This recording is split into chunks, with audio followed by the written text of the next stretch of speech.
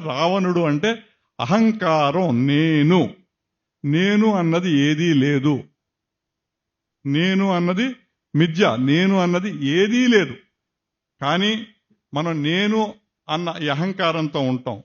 అంటే మనం రావణుడు అన్నాడు. రావణుడు ఏంటి, అహంకారం ఏంటి, కొంచెం చెప్పండి అని మీరు అడగచ్చు. అసలు మనం క్షుణ్ణంగా మన శరీరంలో జరుగుతున్న రామాయణాన్ని తెలుసుకుందాం. రా అంటే మనలో ఉన్న, మా అంటే చైతన్యం, రాముడు అంటే మనలో ఉన్న చైతన్యం. రాముడి యొక్క తండ్రి పేరేంటి? దశరథుడు. దశరథుడు అంటే 10 రథాలని నేర్పలుగా కలిపాడు. 10 రథాలు ఏంటి? 5 జ్ఞానేంద్రియాలు, 5 కర్మేంద్రియాలు. 5 జ్ఞానేంద్రియాలు, 5 కర్మేంద్రియాలు నడపగలిగేవాడు. అది కూడా ఆయన తల్లి పేరు ఎవరు? రాముడు తల్లి పేరు ఎవరు? కౌసల్య.